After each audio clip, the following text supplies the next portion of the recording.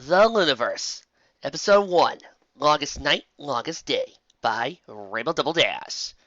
Chapter 8, Return of the Queen. Were the immortal Alicorn anywhere else, it would have been impossible for Trixie to even attempt to avoid her. But as it stood, tonight Luna was powerless precisely because she was the princess. Every pony wanted a moment of her time, to ask for advice from being with a wisdom of millennia behind her. Every pony wanted her blessing on some task they wanted to undertake. Every pony wanted to give her some kind of gift, and her accepting it would have taken as a sign of royal approval. But mostly, every pony wanted to simply bask in her presence. It was interesting. Many ponies feared Luna for her power and for being essentially the physical embodiment of the night, and rare was the pony who didn't have 100 opinions about the night court and the dark, shadowy competitions enacted by the noble herds of Equestria that affected lives of thousands of ponies. And similar opinions of Luna, who orchestrated the night court to her whims, and was often seen as some kind of manipulative schemer who was directing all of Equestria in a game to which only she knew the rules. But on the other hoof, she had done for them what some ponies were describing as the most beautiful sight of their lives, and up close and personal, Luna seemed surprisingly warm and approachable, which meant every pony except one blue unicorn wanted to approach her, and that blue unicorn was doing a far better job of keeping away from her mentor than she thought she would have been able to manage. Trixie took a deep breath. She had just finished clearing out a large space in front of her new home, cordoning it off with a few chairs used to create an impromptu acting arena. She wished she had a proper stage to work with.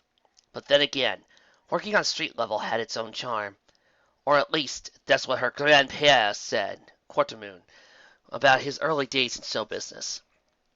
Not as many ponies would be able to see her, but they would hear her almost as well, and their curiosity would be all the greater. Trixie had a moment of doubt as she stood still, invisibility spell wrapped around her form. Once she started, there'd be no going back. She didn't fully know what Luna's reaction would be, but it certainly wouldn't be pleasant. Still, Trixie reminded herself Luna had banished her to Ponyville, dumped her here to rot. Stealing her resolve, Trixie channeled magic through her horn. Fortunately, her visibility spell did its job of hiding her presence. She cast two spells simultaneously. An illusory, bright fireworks, not quite as good as the real thing, but certainly attention-grabbing, and a ghost sound copy of the noise of a fireworks display to accompany it.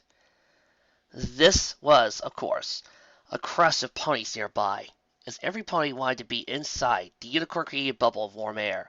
Still, she had succeeded in getting a large number of ponies looking her way, eager to see what was coming up next in the night. "Fillies and gentle colts!" Trixie exclaimed, still invisible, after wrapping another spell around her throat. It was when it hit enough so that every pony nearby could hear it without trouble. She set off more illusory fireworks, these ones streamers that mostly spun in place as a light show. "Come one, come all! Come and see the greatest soul in all of Equestria! Tonight, on the longest night, see the astounding magical prowess of the one, the only, descendant of the legendary Star Swirl the Bearded." Technically, actually, it was Star Swirl's sister-in-law, but the pony villains didn't need to know that. "Trained in the arts of sorcery and spell-shaping by Princess Luna herself, the great and powerful Trixie!" And with that, Trixie threw down a final illusion and let her invisibility spell slip as a bright flash as cerulean smoke filled her staked-out area. The smoke dissipated quickly, leaving only Trixie, clad in her hat and cape, of course, but also wearing a dark blue undershirt and a deep purple jacket with long sleeves for her front legs, buttoned across her chest and stomach. It was part of what she wore to the last Growling Gala, and fit her theme perfectly. She already had a small crowd of ponies standing in place, ready and waiting for her to live up to her introductory speech. Most particularly, with such an overt bright light display of color and sound, she attracted what Grandpa Quartermoon had always claimed was the key to a successful magic show: foals. Little colts and fillies, who were so much easier to fool with sleight of hoof, and always had a much less critical eye. And now then, Trixie said to the audience, quick note before we begin, all that. She waved a hoof behind her. It was so refreshing the light show she had just put on. Some spells, little illusions, ghost sounds, and flashing lights that any unicorn could do with practice. And I, Trixie, am not saying it was easy. And I'm not saying it wasn't, in its own way. Magic. She turned around, flicked one hoof in front of seemingly thin air, produced a pair of scissors, which she caught with telekinesis.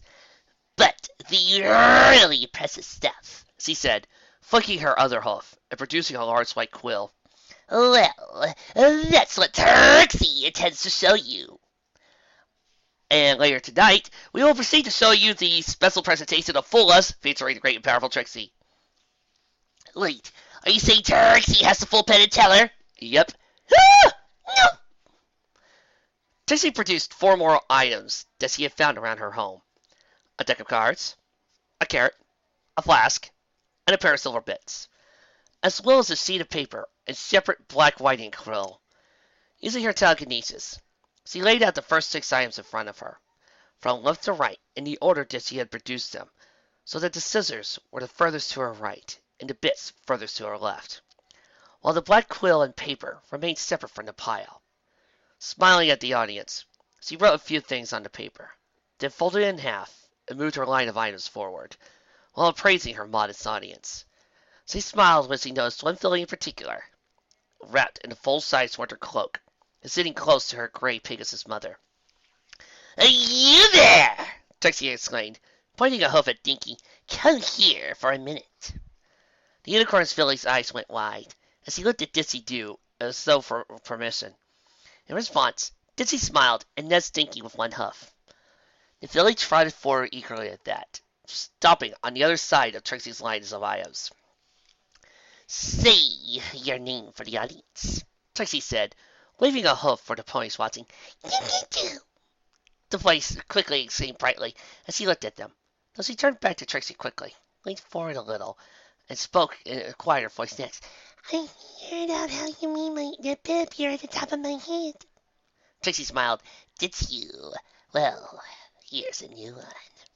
In a louder voice, and looking more at the audience than Dinky, she continued, Now then, Dinky Doo, name a number between 1 and 6. 5, Dinky said, eyeing the flask. F-I-V-E, Trixie spelled out. A hoof pointed to the bits first, then moving backwards until she ended up on the deck of cards. Oh, thank goodness, I don't know much magic involving carrots. As she said that, she unfolded the piece of paper hovering behind her, showing she had written a deck of cards on it. 2 colts seemed impressed by that trick, but most everyone in the audience seemed under will. Dinky bowed a little. That wasn't magic, she objected. Not really, no, Trixie confirmed, as he put the remaining objects on the ground behind her, and used her telekinesis to withdraw the 54 cards within and spread them out in front of Dinky. Now, take a card, any card, show it to the audience, but do not show the great and powerful Trixie. Dinky considered the cards in front of her, with the same kind of weight that an older mare would have given to her wedding dress. At length, she indicated one. Trixie nodded as he pulled the deck together again, shuffling the cards thoroughly as he trotted forward, so she was next to Dinky Doo. As she did, she flourished her cape slightly. All right, she said, holding up the deck of cards and looking him over, considering. The great and powerful Trixie thinks it was. She reached the end of the deck, was confused for a moment, then stamped her hoof in realization and pointed. That one! Trixie didn't point it to the deck at all, but rather straight down, at Dinky's hoofs. The filly looked down, and her eyes widened as he backed up several paces in surprise at the card laying face down right beneath her right hoof, which no pony had seen arrive there. There were a few gasps from the audience as well. Trixie telekinetically lifted up the card, considering his face for a moment, before turning to Dinky and the audience. 7 of clubs, she said rhetorically. Dinky's face, at that of the surprised audience, told her the answer already. Dinky nodded, as Trixie, even as she turned back to her piece of paper and unfolded the remainder of it, where she had written 7 of clubs. Cue the hoof stomps. Trixie thought with a smile, even as the applause came. Reserved, but appreciative from the adults in the audience, but very enthusiastic from the 15 or 20 fillies and colts watching. Trixie bowed, and encouraged Dinky Doo to do likewise, before sending her right back to her mother. Dinky's brow furrowed in thought as he tried to figure out Trixie's tricks. Guys, I just had a thought. Now you see me with the Lunaverse cast. Think about it, won't you? Good, kiddo, Trixie thought with a smirk, as he got ready to pull out the nails and get to the more impressive magic. She saw herself as competent enough. Now it was time to wow the audience. With a wave of her hoof, she pulled from its resting point behind a stool a bright white ball and a trio of metal cups. Now then, Trixie said, as he placed the items in front of her. The ball and cups on the stool. Yes, it's one of the oldest tricks in the book. 1 ball, 3 cups. You all know it. And some of you probably don't. You know how it works. Where's the fun in that? Trixie hefted up the 2 cups, considered a moment, then shrugged to toss them over her shoulder. Back to where they had been. 1 ball, 1 cup. Trixie glanced at the audience and saw her. Princess Luna made her way to the front row of adult ponies. Just behind the fillies and colts, they were making up the front row of her audience. The ponies noticed her and bowed in respect, and Luna acknowledged these with a nod, even as she sat down on her stomach amidst the foals, offering them a bright smile. Then, her gaze was focused entirely on Trixie. Trixie offered a formal, curt bow of her own. Princess Luna, she acknowledged. Trixie, Luna confirmed, bowing her own head. My most faithful student. Please, do not let me interrupt you more than I have already. Trixie wanted to grimace, but she hid the expression well. All right, she pleasantly said. As I was saying, 1 ball, 1 cup. Try to keep up. Quarter Moon the Magnificent was considered the greatest magician of his era. Probably the greatest magician to have ever lived. A feat made all the more impressive by his being an earth pony. When he went on stage with nothing more than his signature top hat, cape, and beard, he'd been able to receive applause. When he brought props to work with, that applause transformed into standing ovations and cries of an encore. Trixie was Quarter Moon's petite fille, his granddaughter. Growing up with him in the house in narrow lanes, Trixie couldn't help but try to pick up his tricks. She always displayed a natural talent for what Quarter Moon called real magic. Spells? Spells were impressive in their own right, but 1 in 3 ponies in Equestria could not only cast spells, but did so almost every day of their lives. No, to Quarter Moon, magic was supposed to be deep and primal. Hardly surprising for an earth pony to think such. But of all else, it had to be wondrous. If one saw an act of magic and yawned, or thought of it as ordinary, then it wasn't real magic at all. Just a cheap facsimile. Of course, everything she learned from her grandpapa, the sleight of hoof, art of misdirection, smoke and mirrors, she was supplementing tonight with her own unicorn spellcasting. With her horn carefully hidden under her hat, no pony had a way of knowing when she was casting a spell, as she made a point of taking off her hat and performing through pure sleight of hoof for a good portion of the show. Trixie felt somewhat bad for using spells to supplement her street magic, but her grandpapa himself had said it was all right for Trixie to do so, as long as a sense of wonder and mystery remained. Plus, while she was really enjoying herself, she was here for a purpose. You want to dump me here? Trixie thought, as she finished up another act. This one, supplemented by an illusion spell Luna taught her not 2 months ago. You want to just leave me here and forget about me? Fine. This is how I'll waste your teachings. The magic taught to me by an alicorn, squandered on straight magic. Trixie found herself getting a little more flustered, though she didn't show it. As the show went on, and Luna had the audacity to not appear angry, incensed, or even disappointed, she watched impassively. For the most part, her alicorn senses more than capable of keeping up with the sleight of hoof attempts. Once or twice, however, Trixie was able to pull off a stunt that baffled even her. Needless to say, those particular tricks were the ones that got most applause from the audience, foals and adults alike. Eventually, she ran out of tricks, about half an hour before midnight. She had at least closed with a bang, a complicated mix of several illusion and sleight of hoofs that seemed to make the house appear behind her outright disappear, proven by shining beams of light straight through it, before returning it. It was her home after all, she remarked. By now, her crowd had grown to impressive proportions, with her having to pause the show about halfway through to ask for anyone watching to sit on their stomachs in order to assure every pony who wanted to see her at work would. "Fillies and gentlecoats," Trixie said with a bow, before offering a deeper, seamlessly gracious one to the princess. "Princess Luna, you've been a wonderful audience, and the great and powerful Trixie looks forward to entertaining you in the future." With that, Trixie threw her front hose wide, conjuring illusionary smoke and a ghost bang noise once more, using the distraction to make her exit straight backwards and into her home. By the time her illusory smoke cleared, no pony could see her. Trixie let out a long, low sigh, standing still with her head pressed against her home's door, eyes closed as she tried to decide whether she was angry, depressed, scared, all three, or something else. Regardless of how she felt, that was that.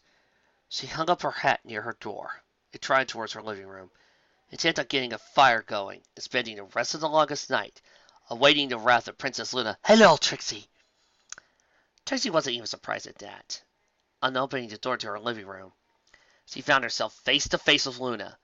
She paused a moment for posterity's sake, before making her way in slowly, glaring at her mentor. "Princess," Trixie said, once fully inside, bowing, "if you give me a moment to get a fire—" One of Luna's eyes twitched, and blue-hot flame ignited the empty fireplace.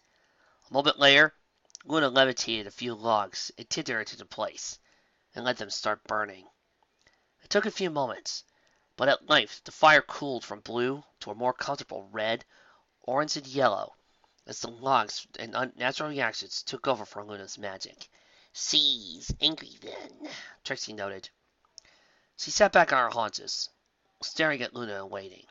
Luna stared back at her, her own persistent matching Trixie's. For some time, the only sound was the cackle of flames, and the occasional sapping sound as the fire found a pocket of moisture or air on the logs.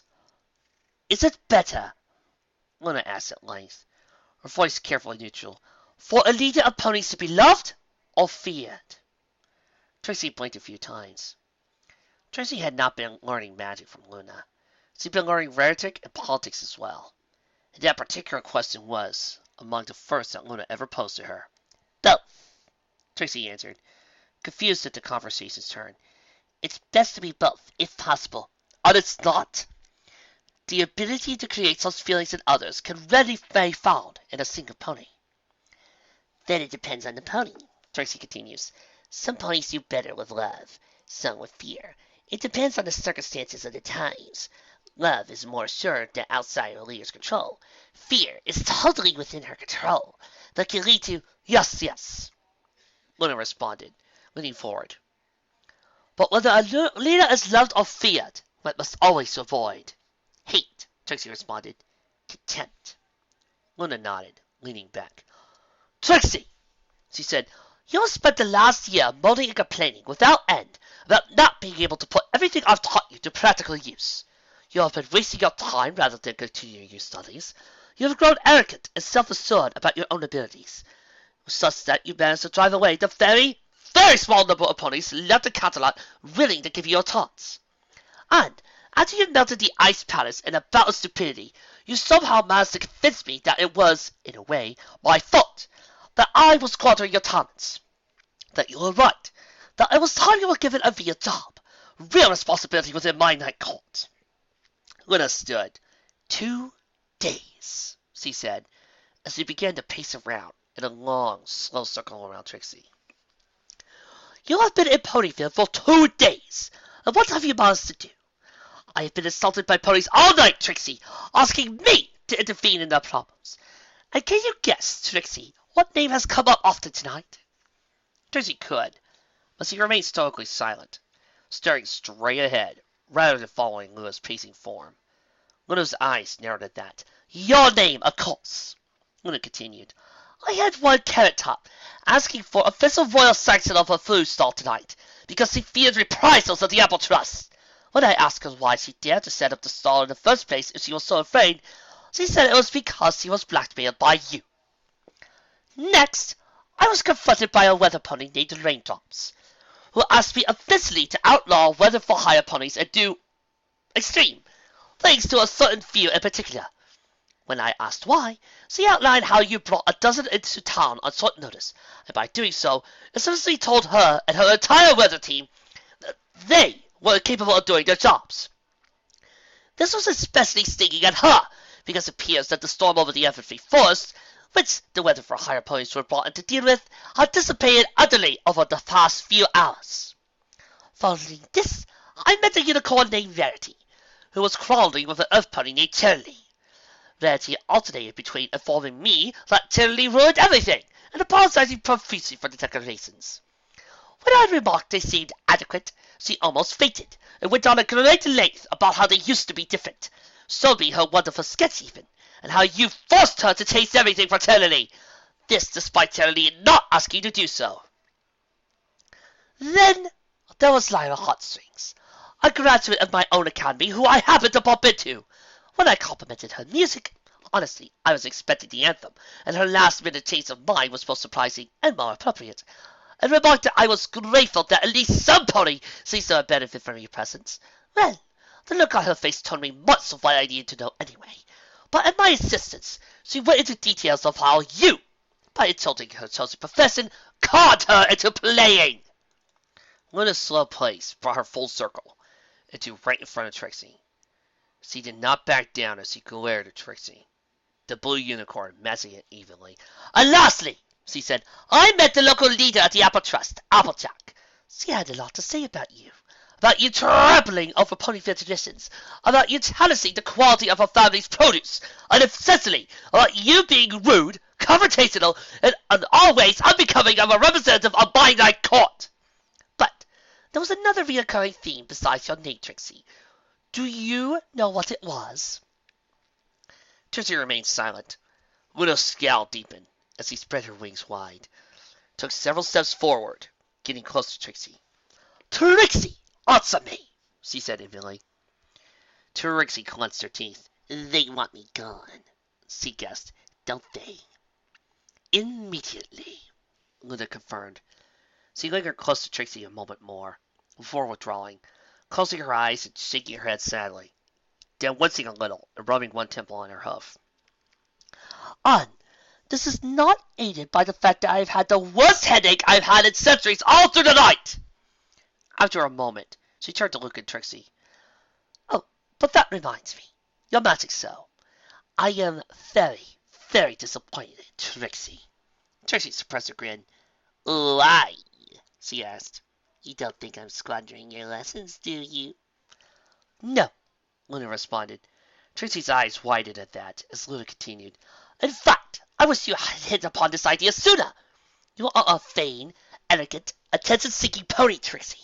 But being on that stage, with ponies watching you and giving you praise, is exactly what you need as an outlet for that. Luna turned to fully regard Trixie. No, what I am disappointed in is that I know you, Trixie. I know you were hoping I would believe that you were wasting your talents, that this wasn't a genuine effort on your part. This was you trying to make me angry. Although, don't fear, you have succeeded in doing that. Trixie felt something snap inside of her. You're angry! She shouted. Luna's eyes widened a little, as he was clearly trying to remember the last time any point dared raise her voice to her. You're angry! You sent me here with everything falling to pieces, and you have the gall to be angry! You exile me in exile! Luna demanded, her own eyes narrowing, as she stood up to hoof down. The room shook a little from the impact, but nothing broke.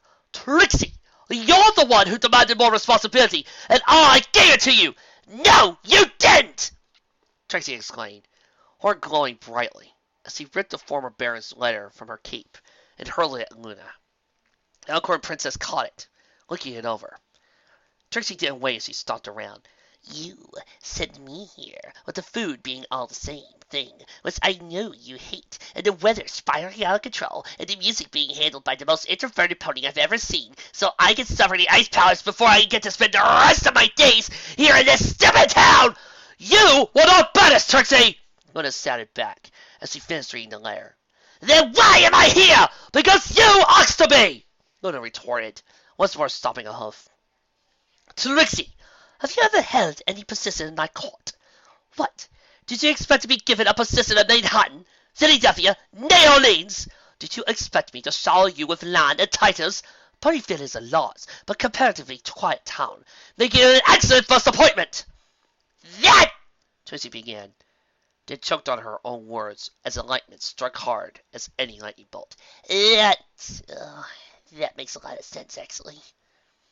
Having gained the upper hoof, Luna pressed it as he stepped forward. Duke Blueblood, the entire Blueblood family, are entitled overdramatic snobs. But the previous representatives, Trixie began, turning around and rushing from the room. Luna followed, once Trixie ran to her office, producing letters from the other ponies, who held a title of representative in the past, pulling aside the bookcase, and tearing open the safe hidden there to produce a dozen more. Trixie levitated them for all Luna to see. They're all the same, she said, though her eyes were wide and shaky. They're all... Trixie, I have used Ponyville as a site for informal basements, but the difference between exile and opportunity is a thin one, and the fact that I sent them here, inside Equestria still, was usually more than enough of a hint that they only needed to get their acts together and they could return to Catalant. She looked over a few of the letters. Many of these ponies were back in my good graces long before their retirements. I do not know why they wrote these letters. Perhaps it's become sort of a hazing ritual, or some vindictiveness lingered. But the Duke said he wasn't vindictive! That's Trixie, and because some pony says something, they must be telling the truth. Luna replied dryly.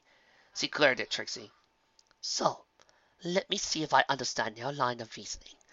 You trusted some pony, who I'm not certain you've ever actually met, when he told you that I exiled you here, in a letter written weeks ago. And then, because you thought you were exiled, you believed it was a good idea to make every pony in Ponyville hate you, and following that, make an attempt to make me angry at you. Trixie's mouth opened and shut a few times as she tried to speak, but no intelligible sound came out. Luna shook her head in disappointment. You owe Ponyville an apology for what you've done, she said, trotting up beside Trixie, using a wink to nudge her student toward the door to her office, and from there the door to the residency. You owe several ponies in particular apologies. You owe me an apology. And after that, she looked Trixie in the eye as she opened the door. Outside, the moon sat high in the sky. It was midnight, or close to it. I will have to seriously consider whether, after all of this, anything I've taught you has been absorbed, and whether or not to continue your apprenticeship. Luna's voice trailed off, as Trixie continued moving mechanically, eyes wide still. It wasn't until she reached her home's gates she realized Luna wasn't beside her. Blinking a few times, she turned to regard her mentor, found Luna staring wide-eyed herself straight ahead.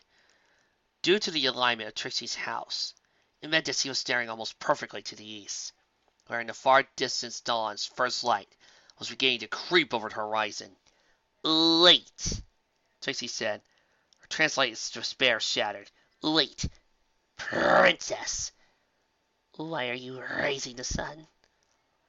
I'm not, Luna said in a quiet voice, even as the golden disk fully appeared over the horizon. It was definitely dawn, even as the moon and stars were still perched high in the sky overhead. The sun, in fact, was moving with great speed.